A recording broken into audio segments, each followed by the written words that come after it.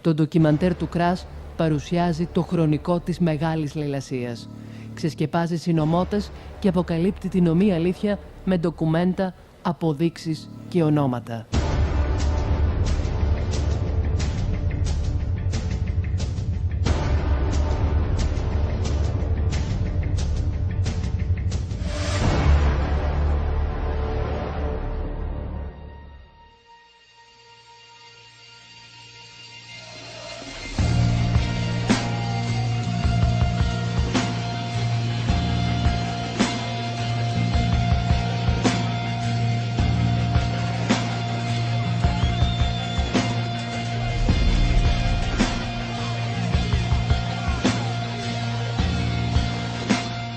Το σχέδιο για την εξαθλίωση των λαών, το Τέταρτο Ράιχ, η πολιτική νάνη και οι δοσύλλογοι.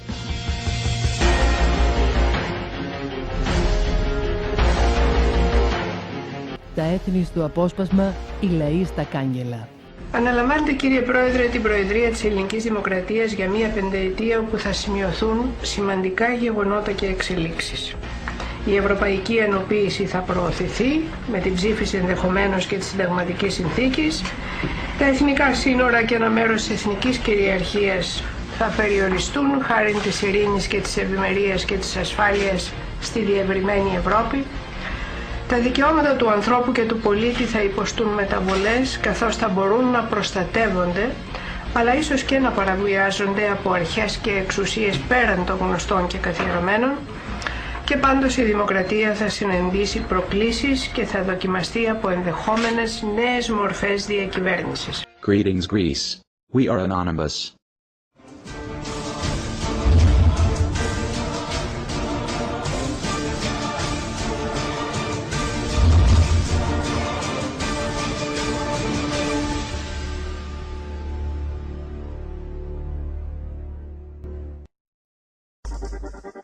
What is going on in your country is unacceptable.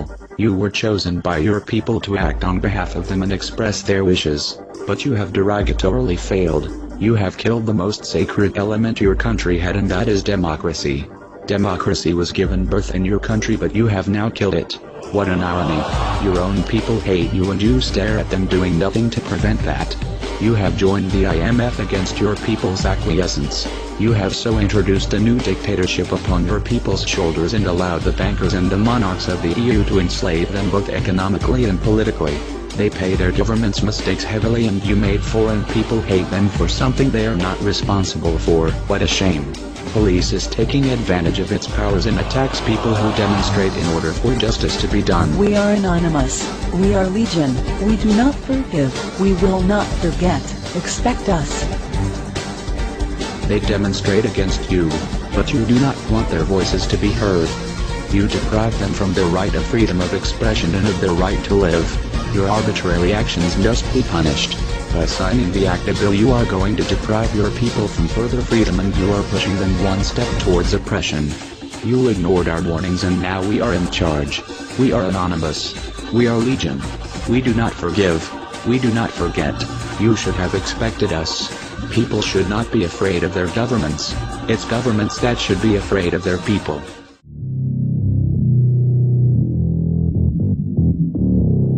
It makes sense to get rid of people. So what they said, they're going to make godlike decisions on who lives and who dies.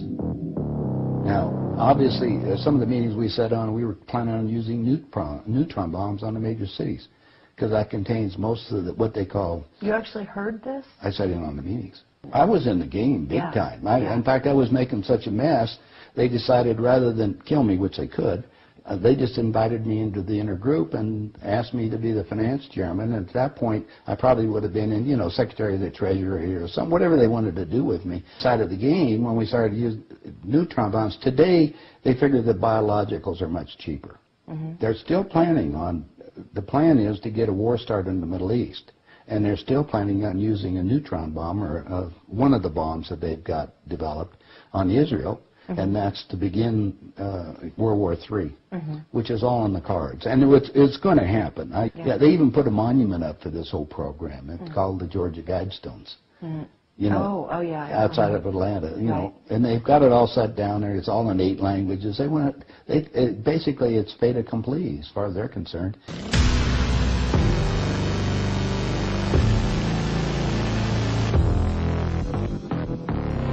Πάντα είναι και παραμένει ισχυρός υποστηρικτής του ρόλου του ΟΗΕ στην παγκόσμια διακυβέρνηση, ακολουθώντας ιδιαίτερα ζητήματα όπως και τους στόχους της δεκαετής χιλιετίας,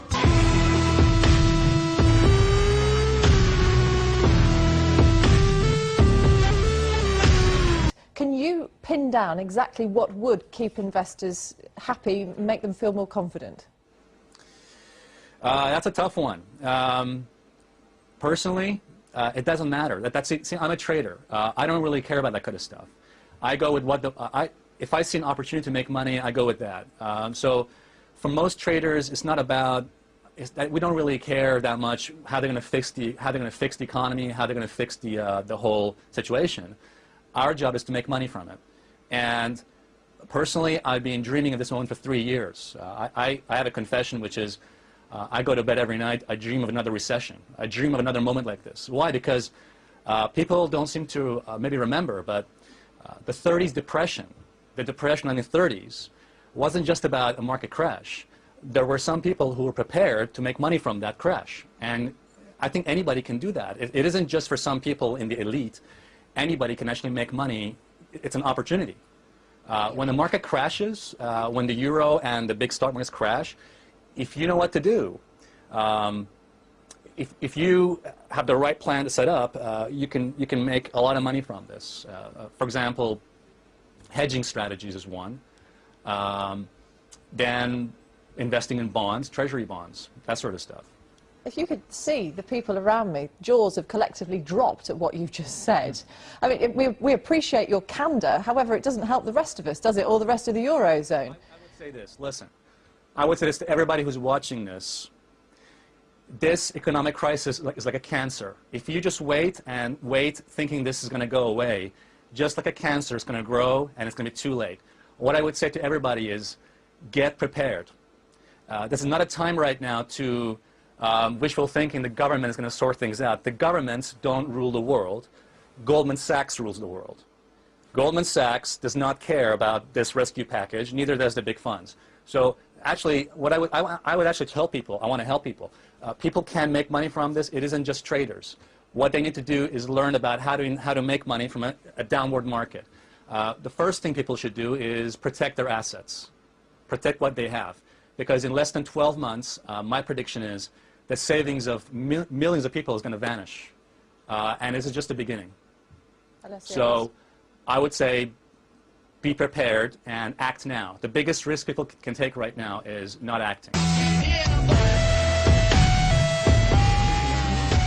Reading your book, The Bank, How Goldman Sachs Rules the World, in short, Goldman Sachs manipulated Greek statistics to facilitate Greece's entry into the euro.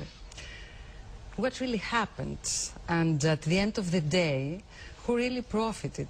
Who profited the most well, from that deal? A Greek-born banker from Goldman Sachs had this idea of creating a product that will help countries hide a bit of their debt, take off their debt to put it off the balance sheet.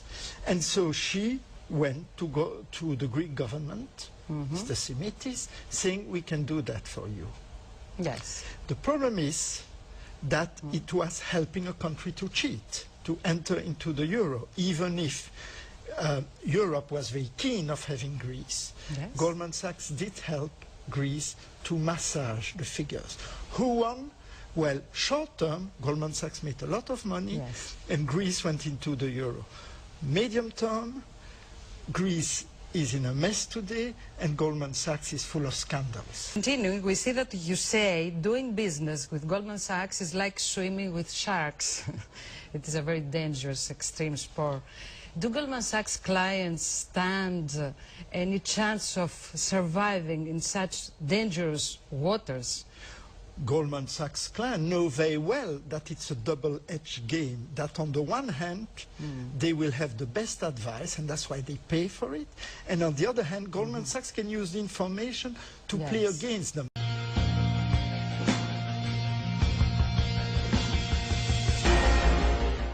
Όπως αποκαλύπτουν μεταξύ άλλων τα περίφημα Wikileaks που τα κυρίαρχα μέσα μαζικής ενημέρωσης της Βαρωνίας των Αθηνών θέλησαν ματέως να θάψουν, ο Τζέφρι Παπανδρέου είχε πάντα ένα όραμα: να γίνει ο δούριος ύπος για την εισβολή του Διεθνούς Νομισματικού Ταμείου στην Ευρώπη. Προς τα τέλη του 2008, σε μια ομιλία του στη Βουλή, ο πρώην Πρωθυπουργός Κώστας Σιμίτης προειδοποιούσε ότι η Ελλάδα θα αναγκαζόταν να προσφύγει στο Διεθνές Νομισματικό Ταμείο. Στην περίπτωση που παρουσιαστούν δυσκολίες δανεισμού, το ελληνικό κράτος δεν θα μπορεί να βρει στην αγορά ταχύτατα όπως θα θέλει και θα δώσει έτσι την αφορμή να διατυπωθεί η υπόδειξη ότι η λύση του προβλήματος θα πρέπει να επιζητηθεί μάλλον με προσφυγή στο Διεθνές Νομισματικό Ταμείο. Θα είναι μια ταπεινωτική εξέλιξη για την Ελλάδα, η πιο καταστροφική κατάληξη της διακυβέρνησης της Νέας Δημοκρατίας. Γιατί λεφτά υπάρχουν. Με τη δέσμευση όχι νέα βάρη στη μεσαία τάξη και στους χαμηλόμισθους, ο στόχος ο δικός μας είναι ένα δίκαιο φορολογικό σύστημα. Γιατί εμείς θα προστατεύσουμε το κύρος και την αξιοπιστία της χώρας μας. Εμείς θα διαπραγματευτούμε σκληρά. Η λογική ότι απλώς παίρνουμε από τον Έλληνα πολίτη για να κλείσουμε κάποιες μαύρες τρύπες οι οποίες μεγαλώνουν από τη σπατάλη είναι μια πολιτική καταστροφική θνησιγενής. Δεν θα αυξήσουμε το ΦΠΑ. Αν σήμερα παγώσουμε τους μισθούς, θα παγώσουμε την αγορά. Αν αυξήσουμε τους φόρους στη μεσαία τάξη, θα μειώσουμε την αγοραστική της δύναμη.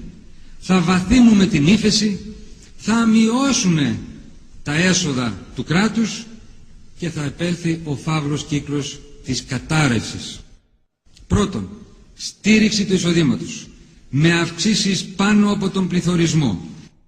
Δέσμευσή μας, κανένα νέο φορολογικό βάρος στα μεσαία και χαμηλά εισοδήματα. Με αυξήσεις μισθών και συντάξεων που καλύπτουν τον πληθωρισμό. Όσους φόρους και να βάλουμε, τα έσοδα θα είναι λίγα. Κάποιοι πιστεύουν ότι το πρόβλημα θα λυθεί με το πάγωμα μισθών και συντάξεων. Κάνουν μεγάλο λάθος, γιατί λεφτά υπάρχουν. Πάμε. Την ίδια ώρα που έλεγε αυτά, την ίδια ώρα μας είχε ήδη καταδικάσει. Νομίζεις πως το Διεθνές Νομισματικό Ταμείο θα μπορούσε να έρθει στην Ελλάδα να μας βοηθήσει? Θα μπορούσαμε να το κάνουμε αυτό, αλλά δεν νομίζω ότι η Ευρωπαϊκή Ένωση θα σας άφηνε να έρθετε σε εμάς. Μην ανησυχείς για την Ευρώπη. Εγώ μπορώ να τους πείσω. Και στις 23 Απριλίου του 2010 η αποστολή «Ο ΓΑΠ δούριος ύπος του Διεθνούς Νομισματικού Ταμείου» επιτέλους εξετελέστη. Η αρχή μιας εθνικής τραγωδίας με επικοινωνιακό σκηνικό προπέτασμα καπνού το ακριτικό Καστελόριζο. Είναι ανάγκη. Ανάγκη εθνική και επιτακτική. Να ζητήσουμε και επισήμως από τους εταίρους μας στην Ευρωπαϊκή Ένωση την ενεργοποίηση του μηχανισμού στήριξης που από κοινού δημιουργήσαμε. Έχω ήδη δώσει εντολή στον Υπουργό Οικονομικών να κάνει τις απαραίτητες ενέργειες. Και οι εταίροι μας θα συνδράμουν αποφασιστικά ώστε να παράσχουν στην Ελλάδα το απάνεμο λιμάνι που θα μας επιτρέψει να ξαναχτίσουμε το σκάφος μας με γερά και αξιόπιστα υλικά.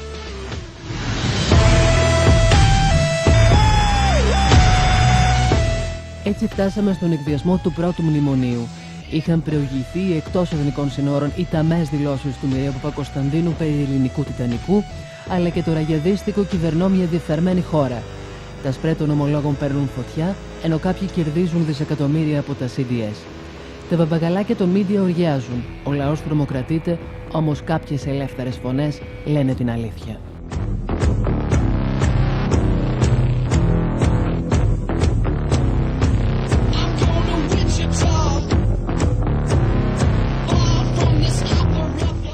Ελλάδα πλέον δεν είναι ανεξάρτητη με βάση αυτή τη σύμβαση. Και όχι μόνο δεν είναι ανεξάρτητη στην εξωτερική πολιτική, διότι τη δεσμεύεται η εθνική κυριαρχία, αλλά και στην οικονομική πολιτική λόγω της δέσμευσης της εθνικής περιουσίας. Εγώ έχω πει ότι όταν είδα τον όρο της παραίτησης από την εθνική κυριαρχία, τον πρώτον όρο που είδα, δεν πίστευα στα μάτια μου, διότι δεν έχει ξαναγίνει ποτέ. Τέτοιος όρος δεν έχει μπει ποτέ σε διεθνή σύμβαση. Και έχω πει επανειλημμένως ότι ένας τέτοιος όρος δεν υπογράφεται ούτε με το πιστόλι στον κρόταφο. Είχε και μια άλλη διάταξη η οποία παραβίαζε το πολίτευμα της Ελλάδος. Παραβίαζε δηλαδή το εξής, έγραφε το ορίζει ο 3547, συγγνώμη, 3547,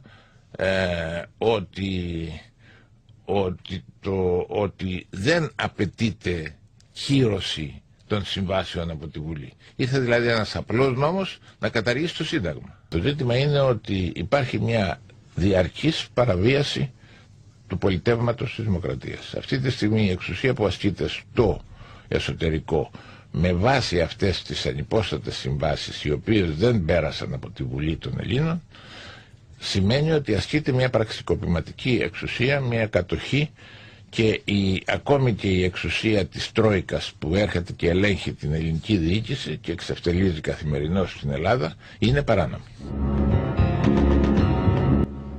Έχουμε το στρατιωτικό πραξικόπημα και έχουμε το οικονομικό πραξικόπημα. Το πραξικόπημα μένει. Είναι υποχρεωμένος να τους πιάσει από τους Τρόικα και να τους στείλει πίσω.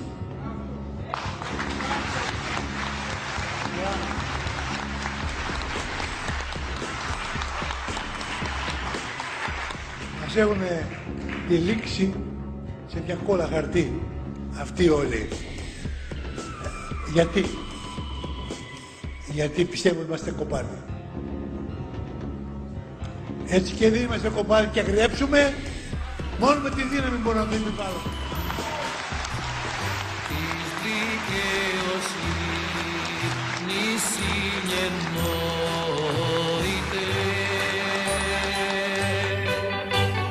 Και μυρσίνει εσύ δοξαστική.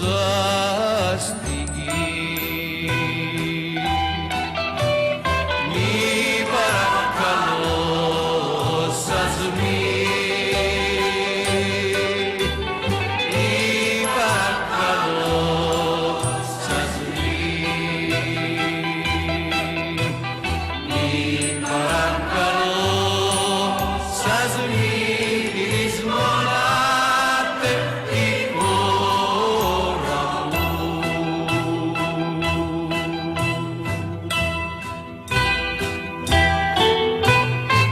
Δείτε πώς αντιδρά στο άκουσμα του μνημονίου ένας γνώστης της ιστορίας και του οικονομικού παρασκηνίου, ο δημοσιογράφος Μαξ Κάιζερ.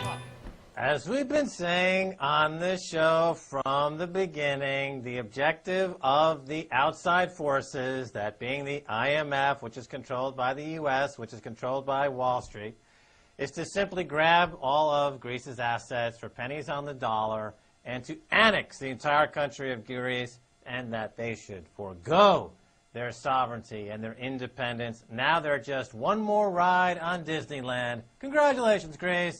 You're now insignificant. Your entire 5,000-year history just got flushed down the toilet.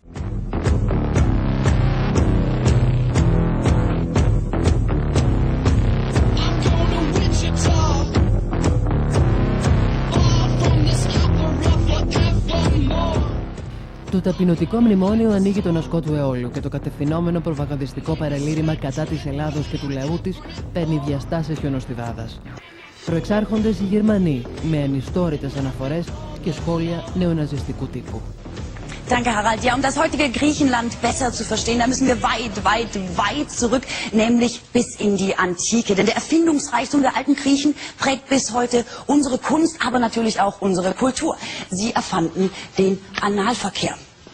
Den Aufstieg Griechenlands ermöglichte die damals vorherrschende Bescheidenheit. Nur in einer Tonne lebte der berühmte Philosoph Roro.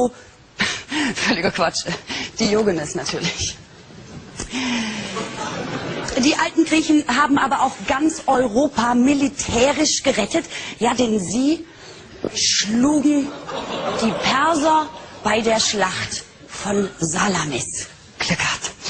Danach war 2000 Jahre erstmal Schicht im Schacht. Kultureller Höhepunkt seit Homers Odyssee. Costa Cordalis rettet das griechische Erbe, wird Dschungelkönig bei RTL. Den Beitritt zum Euro haben sich die Griechen natürlich nur erschlichen, denn sie versteckten sich im trojanischen Sparschwein. Und was soll ich sagen, drin ging's drunter und drüber. Das Problem ist, die Vetternwirtschaft lähmt den Staat. Griechenland leidet unter einer massiven Beamtenschwemme.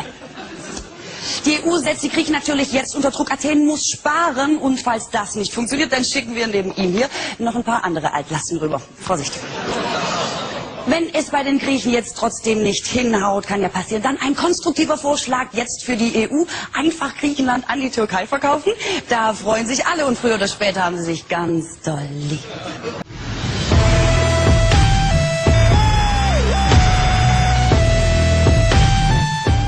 Ο Μαξ Κάιζερ ξεμπροστιάζει όσους μιλούν για χρεοκοπία της Ελλάδας. Αποκαλύπτει με επιχειρήματα την απάτη και περιγράφει πώς η χώρα μας και όχι μόνο αποτελεί θύμα των επιθέσεων της οικονομικής τρομοκρατίας. The question for the Greek government is why no arrests of Goldman Sachs bankers? You know, in the Netherlands yesterday they talked about banning Goldman Sachs. In the United Kingdom they're talking about banning Goldman Sachs. In the United States the SEC now is got a case pending for fraud against Goldman Sachs. Goldman Sachs is the one that got Greece to skirt the Maastricht Treaty to join the euro with accounting fraud. These debts were all created under fraudulent inducement, and the Greek people have no responsibility to pay them back whatsoever. And what we're seeing right now is a classic case of financial terrorism. The IMF is holding out a package of monetary relief, which they say, well, we have it here for the Greek people to take, while at the same time, the bankers and the hedge funds are attacking the Greek bond market, forcing the yields up to 8.5%, soon to be 9%. You talk about the bankers and the investors. What about the actions of the Greek governments, past Greek governments? And Martina was pointing out that there have been a series of bad decisions, there have been mismanagement, there have been misrepresentation about the financial status, and they didn't abide by EU rules. The people should seek a regime change in Greece if the Greek government's in bed with Wall Street bankers. That's tyranny. But my point is that the Greek economy has been targeted by the banks on Wall Street, including Goldman Sachs, for 10 years. To say that, well, it was only $2 billion initially, that's the defense of a rapist. And to say that it was only $2 billion is saying, well, they were just a little bit pregnant with massive fraud. That has just escalated over the past 10 years. Goldman Sachs and the Wall Street banks already own now, I believe, the lottery system and the airport fees. They're going to go after other income-producing aspects of the Greek economy. They're going to bust it out. It's arson. They want to burn that Greek economy down. They want to control the income-producing properties, and they're going to move on to the next weakest link in the Eurozone, probably Portugal. The Greek people need to stand up to financial terrorism or lose their freedom and sovereignty. It's as simple as that. Greece is now in a position where it looks likely that it's going to have to activate this loan, this emergency rescue package mechanism. What about the small print to that? Because the devil's in the detail, isn't it? Well, that's what I'm trying to say, Julie. It's a stealth takeover of all the income-producing assets of Greece, and they're using this current bond crisis, which is manufactured by Wall Street and the hedge funds. The crisis is manufactured. It's not a natural, organic crisis that's happening from just on its own. It's a controlled assassination of the Greek bond market by financial terrorists. Is the Greek government appeasing terrorism? It's exactly what they're doing. The Greek people need to seek a regime change and get rid of this government because they're in bed with the financial terrorists. Okay. Or lay down. Really, let me explain something to you. 6 months ago, John Paulson sat down with Goldman Sachs bankers in Greece, took a picture of the situation, and started to short Greek bonds. This is the same John Paulson who's now named in the lawsuit, the SEC, against Goldman Sachs for massive market abuse, market manipulation. Don't you get it? They picked Greece as a hit, and they're destroying it because they want to take it down. There's no out. There's no way out of this.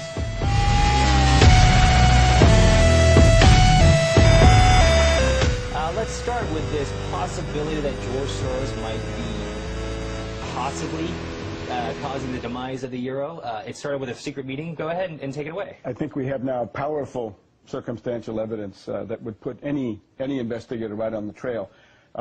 It's an attempt to create a new world monetary crisis. It's economic warfare to defend the dollar by attacking Greece, and through Greece attacking the euro. And the thing that's been revealed now in the last couple of days by the Wall Street Journal is a secret dinner at a Manhattan townhouse on February 8th, which was attended by a group of hedge fund predators. And these sociopaths, over a dinner of filet mignon, planned a speculative attack on Greek bonds and the euro using leverage rates of 20-1. And who was there? Monness, Crespi and Hart, a boutique investment bank, SAC Capital Advisors, Greenlight Capital, Brigade Capital, and above all, Soros Fund Management. Now, Soros had been preparing the ground, saying he thought that the euro was in danger of falling apart and breaking up. And the idea is to organize a bear raid against the euro as a means of relieving the speculative pressure against the dollar. And of course, Greece is the weak flank. They say that the consensus around this table over the filet mignon, any outcome of the Greek debt crisis is going to be very bad for the euro. And then they go on to say, in this Wall Street Journal account, that as soon as you get Greece going, that's the first domino. After that comes Spain, Portugal, Italy, Ireland, and of course California, and Great Britain, and indeed the United States. And one of the people, the guy from Brigade Capital, said, Greece will be a contagion that will infect all the sovereign debt in the world. In other words, government debt, national state, local, provincial, of all national states. So we're getting towards a situation where it's either the hedge funds and the zombie banks will drive the national governments into bankruptcy, or the governments will put these hedge funds into receivership and protect themselves. Now, this is only one of a couple of cabals that were mentioned by the Wall Street Journal. Another one is Paulson and Company. It's different Paulson. It's not the same Paulson. Globop Financial Services. And then we have a group of zombie banks, all of them surviving because of U.S. taxpayer money. That would be Goldman Sachs. They couldn't be out of it. Bank of America Merrill Lynch, and Barclays Bank. And remember, they were saved by the U.S. through AIG derivatives payments. So a lot of these people, of course, there to make money, but there's also a political purpose. It's to mask the weakness of the dollar. The dollar reached a low in the first week of December after falling all during the fall at about $1.50, 51 to a euro. Since then, the euro has been losing. So it's a support operation for the dollar. Now, the London Economist and the Wall Street Journal and the Financial Times have all been mocking the Greeks and Prime Minister Zapatero of Spain, who has talked about international speculative conspiracy. They say, look, you guys are paranoid, this is conspiracy theory. But here we have it. What we have in front of us is I think under U.S. antitrust law, this may fulfill the definition of a criminal conspiracy and restraint of trade. And if they were doing this in the U.S. stock market, that would be a pool, and that would be illegal. So I think it's clear that what Greece needs is not austerity, but they need to do things like ban derivatives. They need to outlaw credit default swaps.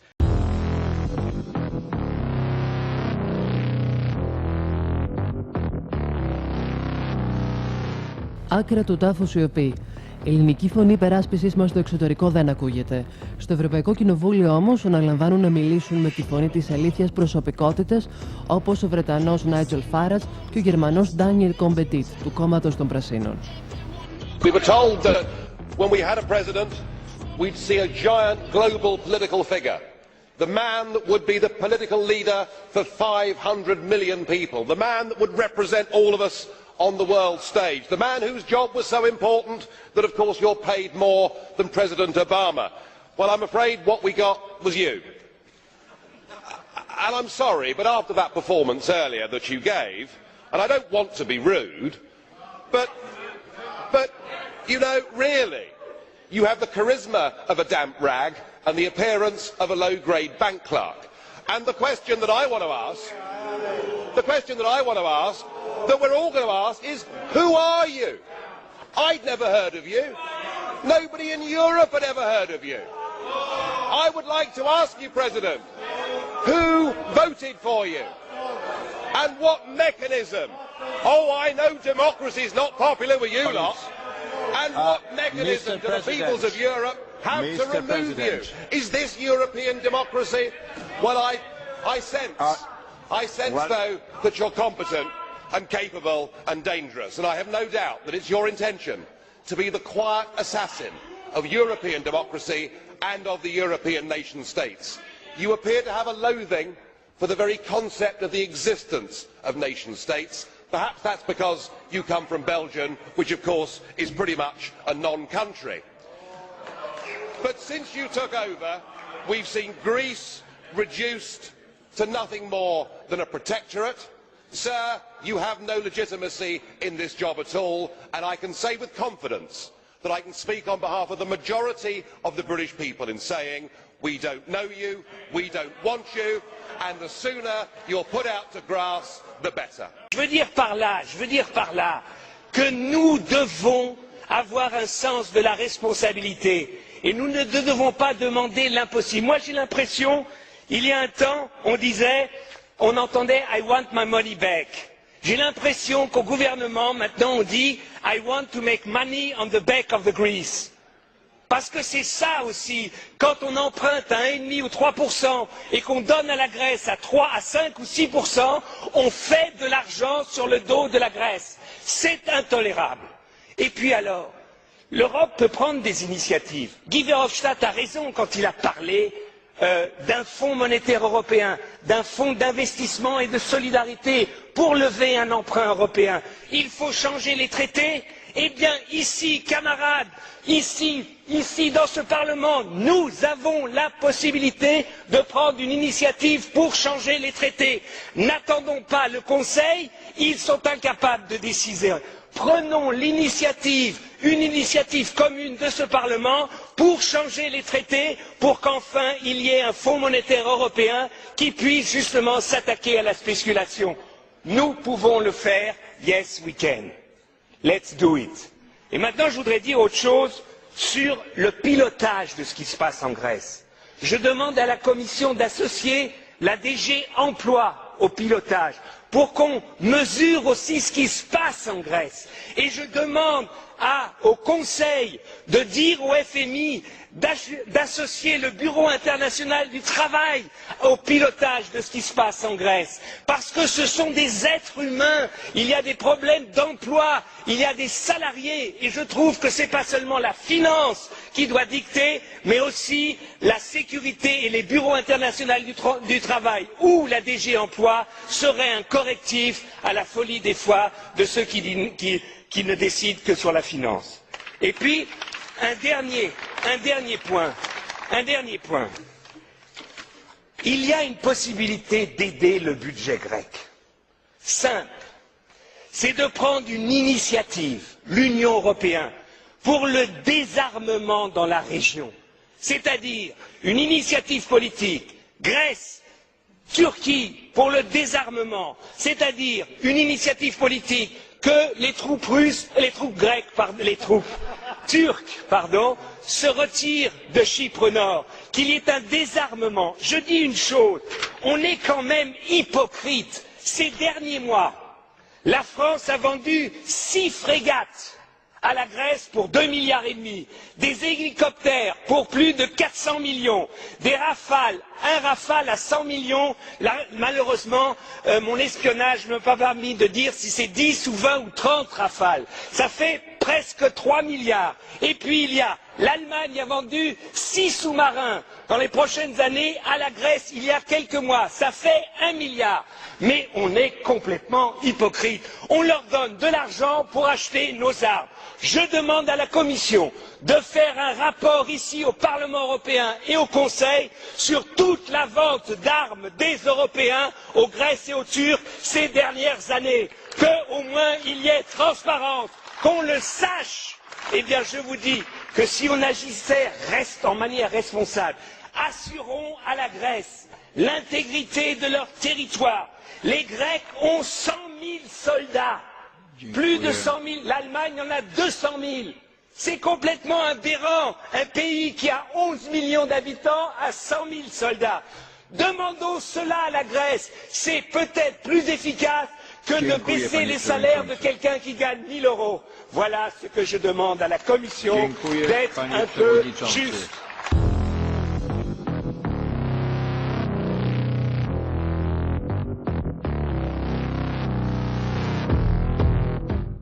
Παρά την οργή και την κυρίαρχη θέληση του λαού, στο εσωτερικό της χώρας η κατοχή ολοκληρώνεται.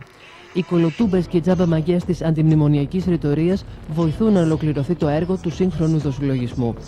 Την Ελλάδα κυβερνάει η μασονία της Goldman Sachs και οι Gauleiter του γερμανικού άξονα και του τέταρτου οικονομικού Ράιχ επιβάλλουν κατά κράτος τη θέλησή τους. Η πατρίδα εξευτελίζεται διεθνώς. Σας κοιτώ στα μάτια και σας μιλώ τη γλώσσα της αλήθειας, όπως τη νιώθω, και του χρέους, όπως το αντιλαμβάνομαι. Ο ελληνικός λαός απαιτεί να δούμε την Ελλάδα από την αρχή. Απαιτεί τομές ριζοσπαστικές, με νέο σύνταγμα και νέους θεσμούς, με νέο πολιτικό και δημόσιο ήθος. Απαιτεί να ξεκολλήσουμε επιτέλους από αυτή την εικόνα μιας Ελλάδας τραυματισμένης, μιας Ελλάδας της ανασφάλειας και του πανικού. Ποιος Έλληνας δεν ζητάει πια μηδενική ανοχή σε αποτρόπαια φαινόμενα όπως η προχθεσινή δολοφονία στο κέντρο της Αθήνας. Για τη νέα σύμβαση πρέπει να πάμε σε δημοψήφισμα. Να αποφανθεί ο ελληνικός λαός και ο κάθε πολίτης ξεχωριστά. Η δημοκρατία είναι ζώσα και παρούσα και σε αυτήν ο πολίτης καλείται πέραν των καθιερωμένων εκλογικών διαδικασιών να ανταποκριθεί σε μια εθνική ευθύνη. Κρατώντας στο χέρι του ένα ψηφοδέλτιο όχι για να εξουσιοδοτήσει άλλους να αποφασίζουν, αλλά για να αποφασίσει ο ίδιος για τη χώρα και τον εαυτό του. Το δημοψήφισμα για μια εθνική απάντηση στο εμίζον εθνικό ερώτημα αποτελεί το θεμέλιο λίθο για να οικοδομήσουμε με αρχές και κανόνες τη νέα περίοδο που τώρα ξεκινά.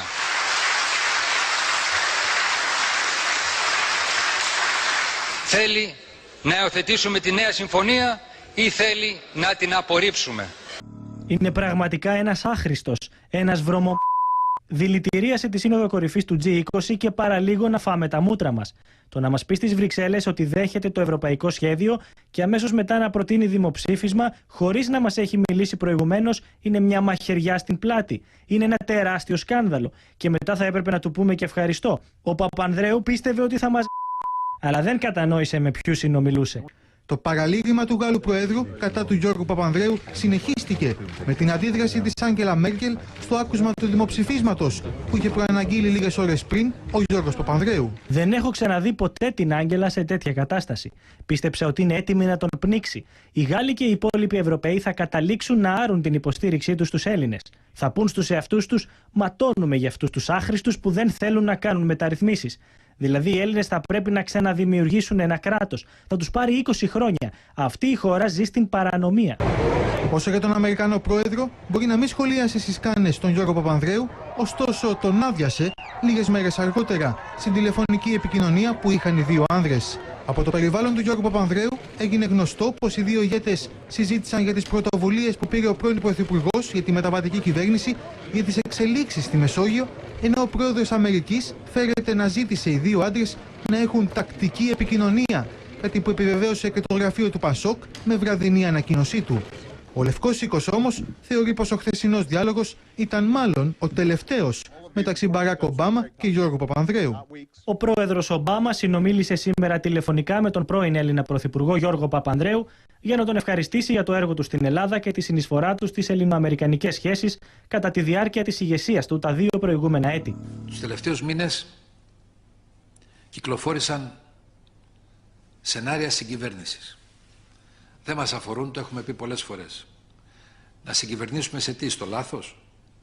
Να συγκυβερνήσουμε για να εφαρμόσουμε μαζί με άλλους αυτό που από την αρχή προειδοποιήσαμε και αποδείχτηκε ότι ήταν λάθος? Να συνενέσουμε στον αφανισμό της μεσαίας τάξης, δηλαδή της ραχοκοκαλιάς της κοινωνίας μας? Να συνενέσουμε στην πολιτική που αντί να μειώνει το έλλειμμα, διωγγώνει την ανεργία και πολλαπλασιάζει τα λουκέτα. Και αν εμείς συμφωνούσαμε εκ των υστέρων με το λάθος, θα έπαβε τάχα να είναι λάθος?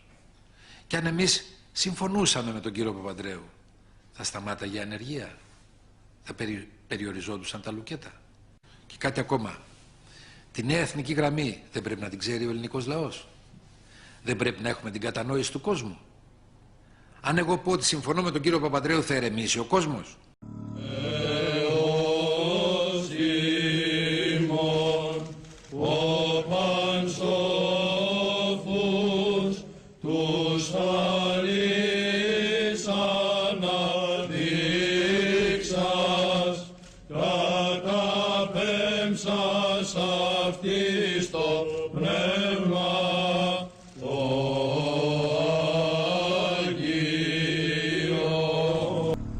Με ξέρετε. Και ξέρετε ότι ούτε δειλιάζω ούτε υποχωρώ. Όταν όμως γνωρίζω τις συνέπειες, δεν μπορώ να κάνω ότι δεν τις βλέπω. Ιδίως αν είναι τόσο καταστροφικές. Ούτε ψάχνω χειροκροτήματα για μια εβδομάδα. Είμαι εδώ μόνο από υποχρέωση να βοηθήσω την πατρίδα. Και αυτό κάνω. Στις πιο δύσκολες συνθήκες.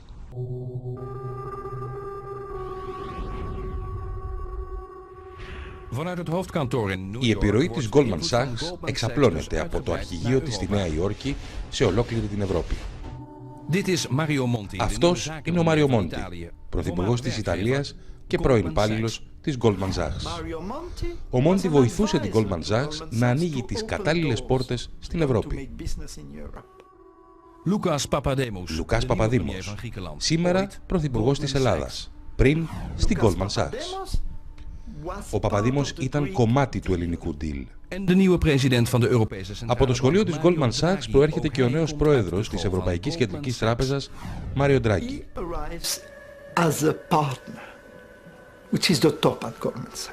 Έρχεται ως συνεταίρος, στην κορυφή δηλαδή της Goldman Sachs, και του ανατίθεται να πουλήσει ένα εύθραυστο οικονομικό προϊόν. Το ίδιο προϊόν που βοήθησε την Ελλάδα να κρύψει το χρέος της. Μπορούμε να επιτρέψουμε να επικρατήσει ένας λαϊκισμός που κρύβει αυτές τις συνέπειες, αυτές τις αλήθειες. Είναι ο φόβος της χρεοκοπίας και της εξόδου από το ευρώ. Όπως και να το ονομάσετε, αυτό θέλουμε να αποφύγουμε. Το να ξεφύγουν τα πράγματα από κάθε έλεγχο θα δημιουργούσε συνθήκες ανεξέλεγκτου οικονομικού χάους, της ανεξέλεγκτης χρεοκοπίας και κοινωνικής έκρηξης. Πανικό και κατάρρευση. Θα δούμε αδυναμία πλήρης να πληρώσει το κράτος μισθούς και συντάξεις. Το κράτος θα δυνατούσε να πληρώσει μισθούς, συντάξεις. Αδυναμία να χρηματοδοτηθούν οι πλέον αναγκαίες υποδομές. Να καλύψει στοιχειώδεις λειτουργίες όπως τα νοσοκομεία και τα σχολεία. Σχολεία, νοσοκομεία, δρόμοι.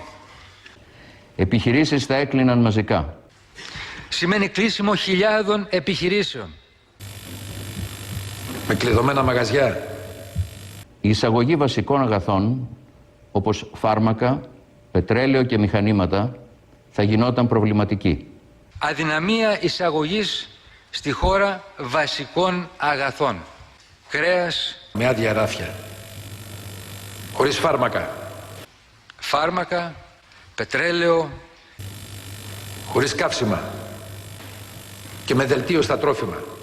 Και της λαιλασίας που θα ακολουθήσει. Σε ό,τι με αφορά, ανέλαβα την ευθύνη και τον κίνδυνο να κάνω ό,τι μου αναλογεί για να φτάσουμε στην άκρη αυτής της διαδρομής. Και θα το κάνω. Το νέο πρόγραμμα είναι δύσκολο, είναι σκληρό, όμως είναι ένας δρόμος εφικτός. Γι' αυτό και πρέπει να ολοκληρωθεί το κούρεμα του ελληνικού χρέους το ταχύτερο. Τώρα είναι η ώρα της υπευθυνότητας. Ο πολιτικός που αγαπά τον τόπο του, που είναι ταγμένος να υπηρετεί το δημόσιο συμφέρον και την πατρίδα, δεν είναι Κασάνδρα. Λαϊκισμός. Δημαγωγούν επικίνδυνα. Αυτονόητα θα υπάρξει κομματική πειθαρχία. Αυτό συμβαίνει πάντα σε κρίσιμες αποφάσεις. Να ξέρετε πως όσοι σε τέτοιες περιοχές ανεύθυνα και ανέξοδα παριστάνουν τους βασιλικότερους τους βασιλέως, δεν θα είναι ούτε καν υποψήφιοι. Όχι τζάμπα επαναστάτες, Και τζάμπα μάγκες δεν θέλω για υποψηφίους. Ραγκούσης Ιωάννης, ναι σε όλα. Παναρίτη Έλενα, ναι σε όλα. Μόσχελος Ηλίας, ναι σε όλα. Τσόκλι Μάγια, ναι σε όλα. Γερουλάνος Παύλος, ναι σε όλα. Του προδότη που προχώρησε ως ετούτο το έγκλημα, ζητώ την τιμωρία.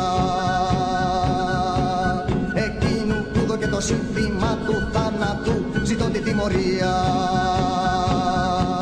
Εκείνο που προστατέψανε αυτό το έγκλημα, ζητώ την τιμωρία. Εκείνο που προστατέψανε αυτό το έγκλημα, ζητώ την τιμωρία. Δεν θέλω να μου δίνουνε το χέρι, το μουλιασμένο από το δικό μας αίμα.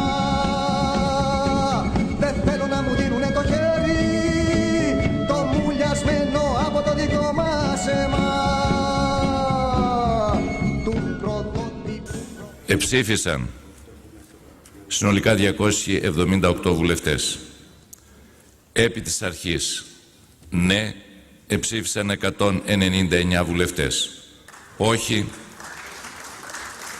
Όχι εψήφισαν 74 βουλευτές, παρόν εψήφισαν 5 βουλευτές. Συνεπώς το νομοσχέδιο του Υπουργείου Οικονομικών έγινε δεκτό επί της αρχής κατά πλειοψηφία. Με ευρύτατη πλειοψηφία.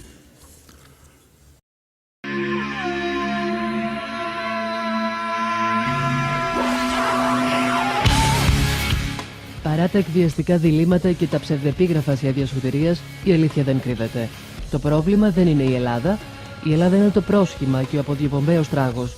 Στην πραγματικότητα, το ολοκαύτωμα της Ευρωζώνης ολοκληρώνεται και ο θάνατος της δημοκρατίας συντελείται. What we have before us here is the new government of Europe. A government that with the Lisbon Treaty now has enormous powers. Not just a foreign minister and embassies, not just the ability to sign treaties, but the ability now to use emergency powers to literally take countries over. And yet what we've heard from the European Parliament, big group leaders this morning, is the demand that you take even more powers and do it even more quickly. And perhaps it's worth reminding ourselves that this treaty that gives this Commission these powers does not have democratic legitimacy in the European Union at all. You ignored referendums, you denied referendums, and you bullied the poor Irish into voting for a second time. Now I'm struck that the common denominator with this Commission is the sheer number of them that were communists or were very close to communism. Mr Barroso himself was a Maoist. Sim Kallas, far from being a student activist, was even a member of the Supreme Soviet. So a top-notch communist we have there. We have at least 10 communists in this Commission, and it must feel like a return to the good old days. There must be a certain nostalgia amongst the communists.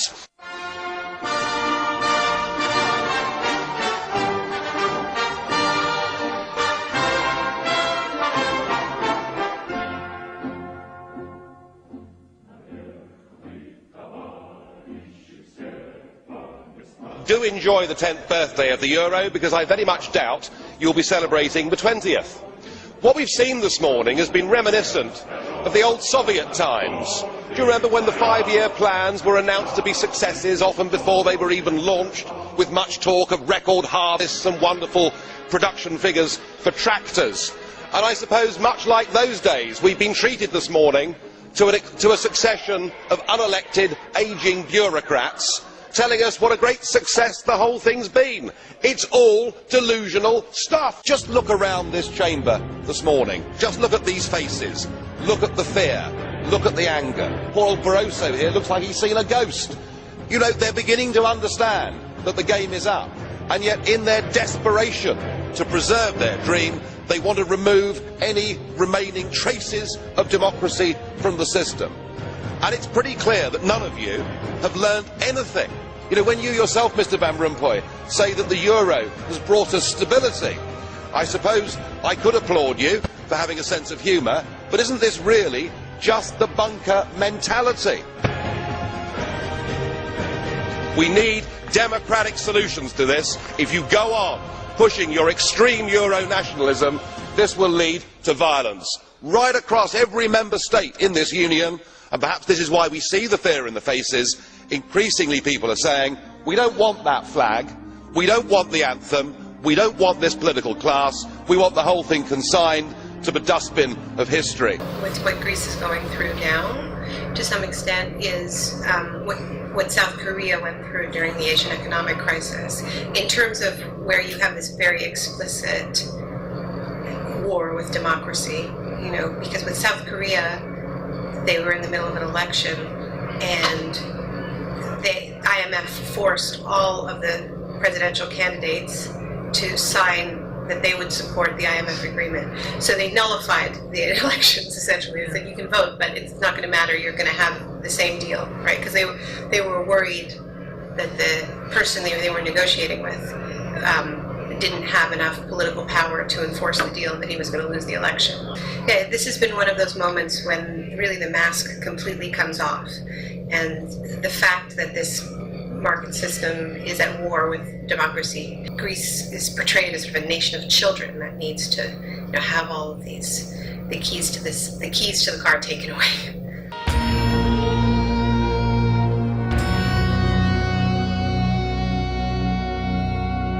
Και τώρα υπάρχει ελπίς για την Ελλάδα και τους Έλληνες. Ναι, και βρίσκεται στο DNA της φυλής μας.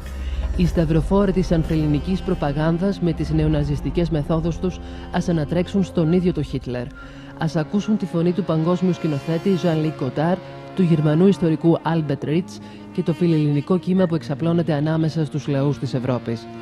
Δείγμα κάποιοι Γάλλοι που χόρεψαν σιρτάκι σε πλατεία ως ένδειξη συμπαράστασης. Το ελληνικό έθνος έχει υπεραξία. Η Ελλάδα είναι η ψυχή της Μεσογείου και της Ευρώπης. Το μέλλον μας ανήκει.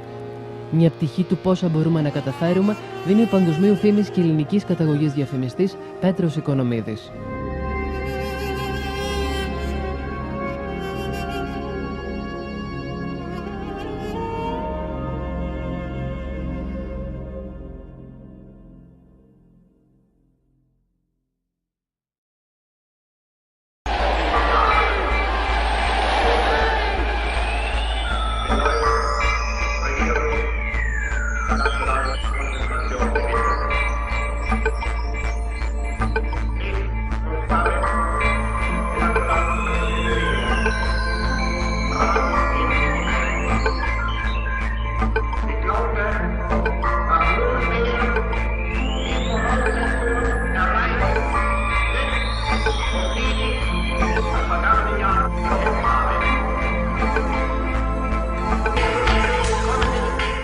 Το τρομερό παιδί της Nouvelle Vague, ο Γάλλος σκηνοθέτης Jean-Luc Godard, αρνήθηκε να πάει στις Κάνες αντιδρώντας για όσα γίνονται σε βάρος της Ελλάδας.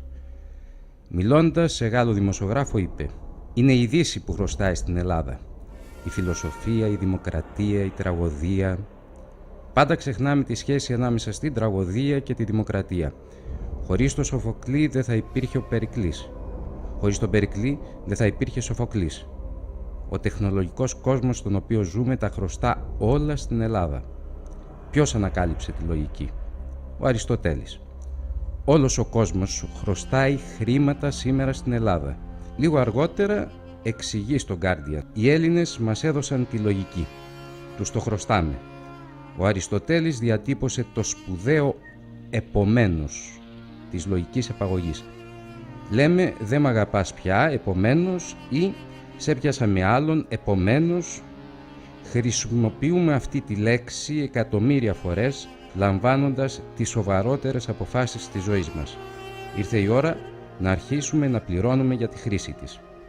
Το ίδιο θα έπρεπε να χρεώνεται και η κυρία Μέρκελ κάθε φορά που λέει στους Έλληνες «Σας δίνουμε τόσα χρήματα, επομένως πρέπει να μας τα επιστρέψετε με τόκο». Εάν κάθε φορά που χρησιμοποιούμε τη λέξη «επομένως» σε οποιαδήποτε γλώσσα καταβάλαμε από 10 ευρώ στην Ελλάδα, η κρίση σε μια μέρα θα έλυγε και οι Έλληνες δεν θα ήταν υποχρεωμένοι να πουλήσουν τον Παρθενώνα στους Γερμανούς. Με την τεχνολογία μπορούμε να ανιχνεύουμε στο Google όλα τα επομένως. Θα μπορούσαμε ακόμα και να χρεώνουμε τους χρήστες μέσω iPhone. Για τη χρεοκοπία, τα δάνεια και τη στάση πληρωμών μίλησε στο περιοδικό Spiegel ο έγκριτος Γερμανός καθηγητής ιστορίας Albert Ritz. Όχι όμως της Ελλάδας, αλλά της Γερμανίας. Χαρακτηρίζοντας τη στάση «λεφτά θα πάρετε μόνο αν κάνετε ό,τι σας λέμε» της Γερμανίας ως αδικαιολόγητη και ανήθικη, ο Γερμανός καθηγητής εξηγεί ότι η χώρα του χρωστάει τη σημερινή οικονομική της ανεξαρτησία στις ΗΠΑ, που παραιτήθηκαν από το δικαίωμά τους για τεράστια χρηματικά ποσά μετά το Δεύτερο Παγκόσμιο Πόλεμο. Επιπλέον τόνισε, φρόντισαν να μην θέσει κανείς από τους συμμάχους αξιώσεις για αποζημίωση, μεταξύ αυτών και οι Έλληνες. Η Γερμανία έχει χρεοκοπήσει τουλάχιστον 3 φορές τα τελευταία 100 χρόνια, είπε, και εξήγησε ότι το κούρεμα των ΗΠΑ ήταν τόσο μεγάλο που ισοδυναμεί με ένα άφρο look που μετατρέπεται σε φαλάκρα, την ώρα που οι υπόλοιποι Ευρωπαίοι δούλευαν σαν τα σκυλιά για να ορθοποδήσουν από τις καταστροφές του πολέμου. Παράλληλα, έκανε λόγο για τη στάση πληρωμών το 1990 από τη Γερμανία, όταν ο καγκελάριος Κολ αρνήθηκε να υλοποιήσει τη Συμφωνία του Λονδίνου και να δώσει αποζημιώσεις μετά την επανένωση των Γερμανιών. Η Ελλάδα είναι από τα κράτη που δεν πήραν ούτε δεκάρα. Αν η Γερμανία αναγκαστεί να πληρώσει, θα μας πάρουν και τα σόβρακα, κατέληξε.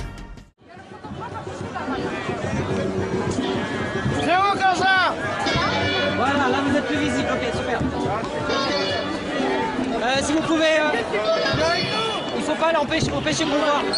Merci. Mais c'est quoi ces 3 couillons qui dansent la sirtaki là? Ils ont ça à faire sur les marches de la Grande-Halle de la Défense? 3 couillons? Mais non, il y a du monde derrière, il y a du monde. Comment ça, il y a du monde? Il y a du monde. Maman, il y a du monde. 1, 2, 3, 4, mais il y a du monde grave.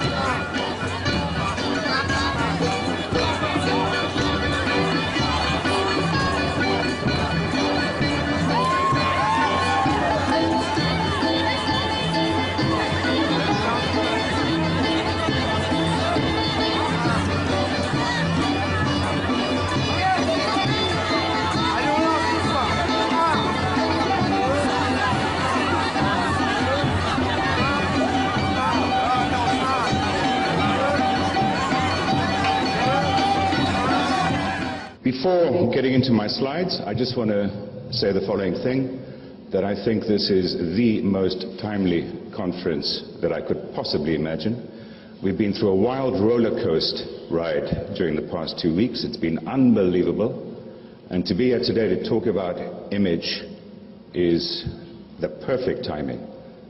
Because this might be an economic crisis, but the way out of it is going to be to solve the image crisis, the reputation crisis, the how we feel about ourselves as Greeks crisis.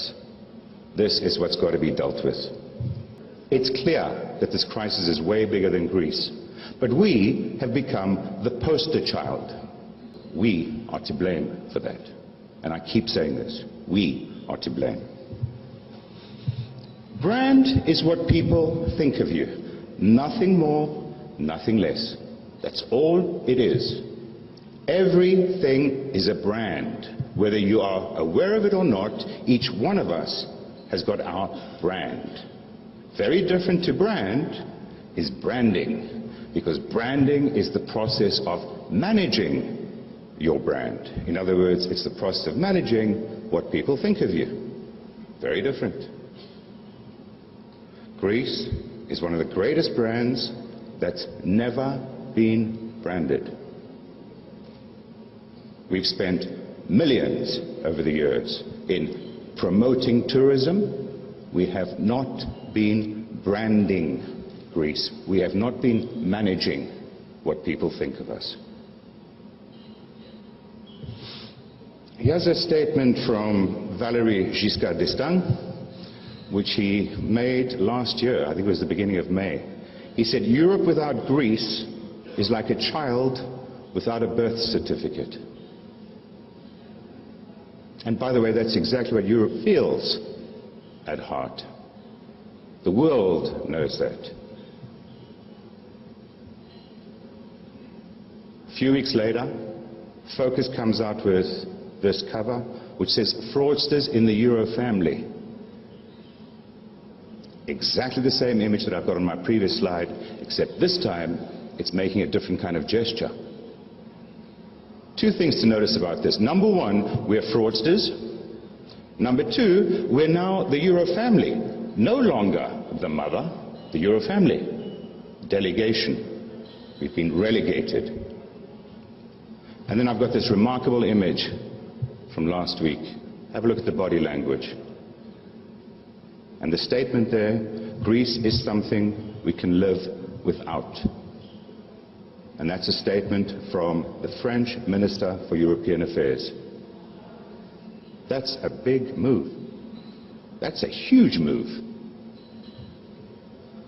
So the question that we've got to put to ourselves is, how do we move from where we were into what we've become and back to where we were? Can we do it?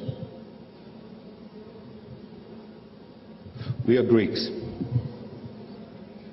We have the power to imagine. And now it is time to imagine the future. I've had the good fortune to work on some of the best brands in the world. One of them was Apple Computer. I was part of the team which did the relaunch of Apple Computer in 1997. And at the time, Apple was almost bankrupt. They'd become irrelevant. Their machines were expensive, they were slow, and nobody saw the need to even think about Apple. Their shares at the time were trading at $5 on the stock exchange. Today, it's the world's second most valuable corporation. That took 14 years. Let's be crazy.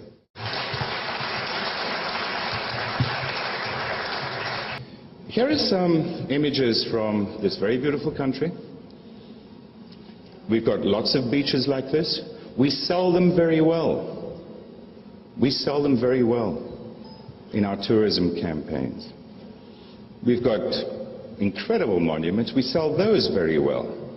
And overriding all of this is an image of Greece which was born in the 60s. Zorba. Zorba is a problem. Zorba is a problem. He's Dionysus. And the Germans, who are far more Apollonian than we are, have got a problem today with Dionysus.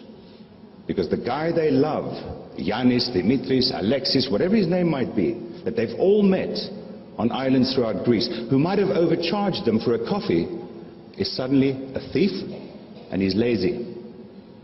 We need to park Zorba. We need to put him on the side, not get rid of him. He's part of our joy for life. We need to put him aside. He has a problem right now. He has an issue. We need to be a little more Apollonian. That's the image that Greece presents to the world. That's Greece's logo, which, by the way, we've changed 14 times since 1990. That makes me crazy. 14 times we've changed our logo. 16 times we've changed our campaign. And my question is, why do we need to do it every year? I think we can all suspect what the answer might be. That has got to stop. Brands do not get built in that way. Apple has never changed its logo, nor has Coca-Cola, by the way. Ever. By the way, this logo, I don't know if you know this, those 9 circles around there represent the 9 strategies of EOT. There's conventions, there's agro-tourism, there's archaeology, there's beaches. Who cares? Is that consumer-driven? I mean, what kind of thinking is this? Whoever designed that should be shot. And whoever approved it should shoot him, and then we should just bury them both. It's ridiculous. Seriously now. Let's get real. By the way, whilst we do that kind of stuff, this is what our friends do. Istanbul, the most inspiring city in the world, with an image which draws you in, which starts to tell you a story, which says to you, once upon a time, and makes you want to go in and discover it. And it says, Istanbul Inspirations. Brilliant work. Something else our friends do. In every single piece of advertising that they do, television advertising, you'll find that image from Hagia Sophia. Why? Remember what I said about ourselves. We're the heart and the soul of the Mediterranean. Our friends are taking some of that away from us, because that's part of our heritage. Croatia, brilliant. The Mediterranean as it once was. What does that mean? Greece as it once was. That's what it means. That's exactly what it means. The result of this, by the way, if this kind of chart was shown inside Microsoft or Coca-Cola or Apple or any other company, if this was a company, whoever was responsible for that would get fired. The market has doubled, our share has halved. Is this success? Is this success? Turkey has now got 53% of 51 million tourists in 2010, whereas we had 50% of 25 million in 2000. Is this success? That's failure. Big time. Big time. It's time to reset. Branding is the process of managing impressions. Different game. Strong brands create strong and consistent impressions. It should be the ambition of every brand to be the protagonist of its category. Every brand. If I show you that image, what do you think of? Anybody thirsty? Sorry? Beer? A red can? Coca-Cola? What's the Coca-Cola of cigarettes? Sorry? Marlboro? What's the Marlboro of vodka? Who said Smirnoff? Who says Absolute? Hands? I'll go with Absolute. The Absolute of sports shoes. No, there's agreement there. The Nike of coffee shops. Starbucks? The Starbucks of small city cars. The Smart of beer. Bad? Heineken. The Heineken of computers. We'll leave Mr. Stichter out of that for a second. Apple, do we agree? All right. What's the apple of the Mediterranean? Can I hear you, please? Thank you.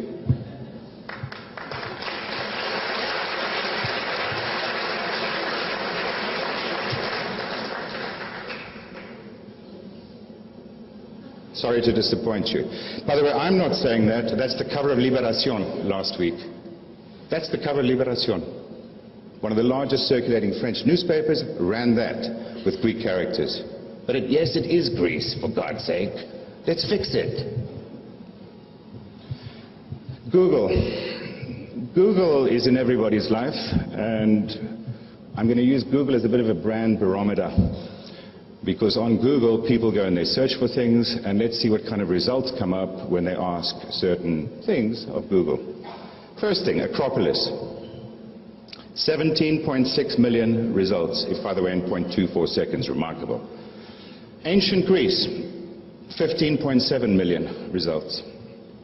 Mykonos, 3.35 million results in 0.19 seconds. Zorba, 29.5 million. Greece crisis, 62.1. Greece corruption, 24.4. Greece riots, 9.7. That's our image. That's our image. This is not scientific research, but it's pretty good indication, I can tell you that. That's it. That's what's sitting in people's heads. Those are the images, the pictures that accompany that. It's not pretty. Vanity Fair, I don't know who read that article. It's unbelievable. Unbelievable. It's about Opedi and the scandals. This is how we're selling tourism.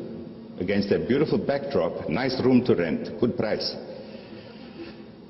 Special, frappe, only €8.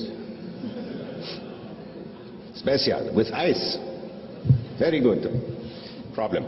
Stop selling tourism and start managing impressions. We've got to learn how to do this. We have to. We have to. We've got to manage our image out of this crisis. By the way, something else, if you pay peanuts, you get monkeys. I feel that we have a tendency in this country to pay peanuts and we get monkeys doing work for us. Got to stop. We need the best. It's difficult work. In conclusion, we're living through defining moments in our history. I have absolutely no disillusion about that. These are defining moments. Our future is right now in our hands. Very important times. And I really do believe that image is the way out of this. It's part of the way out of this. We have to feel good about ourselves to do good things. And let's not forget something. It's a small moment in a long and glorious history.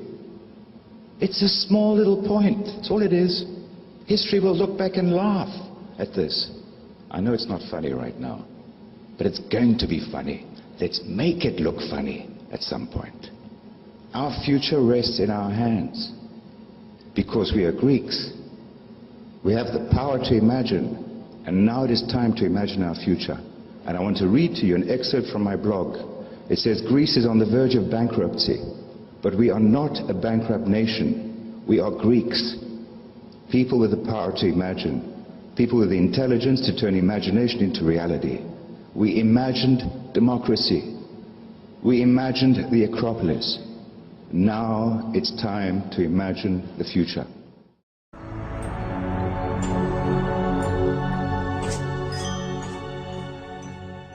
Εν μεγάλη ελληνική απικία 200 π.Χ.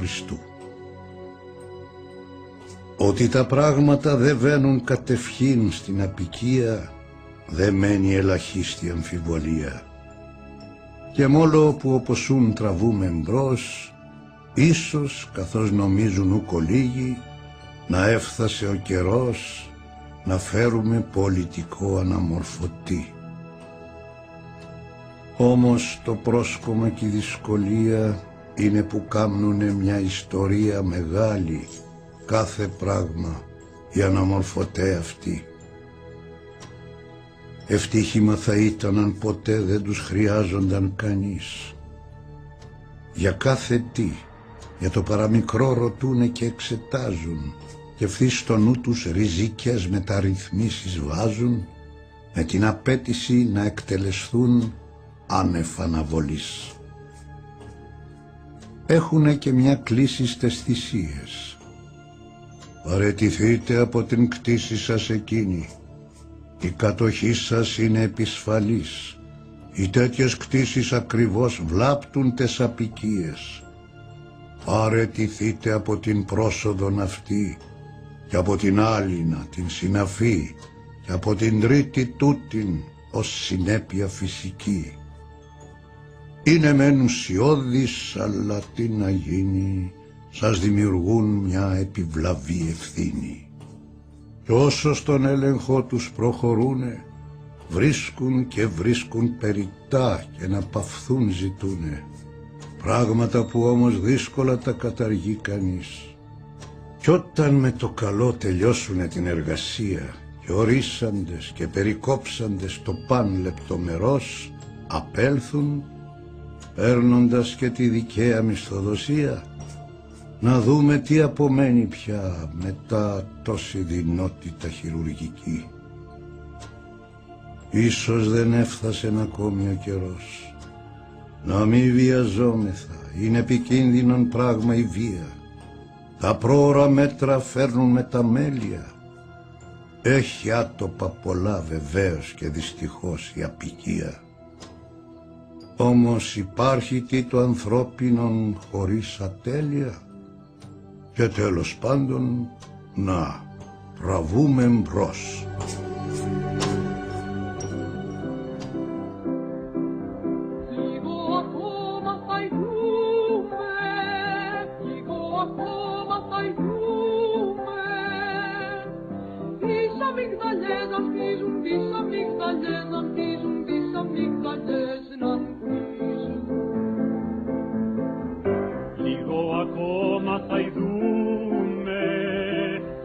Ακόμα θα ειδούμε, τα μάρμαρα να λάμπουν στον ήλιο, τη θάλασσα να κυματίζει. Λίγο ακόμα να σηκωθούμε, λίγο ψηλότερα, λίγο ψηλότερα, λίγο ψηλότερα. Λίγο ακόμα να σηκωθούμε, λίγο ψηλότερα, λίγο ψηλότερα, λίγο ψηλότερα. Λίγο ακόμα θα ειδούμε, λίγο ακόμα θα ειδούμε τις αμυγδαλιές να ανθίσουν.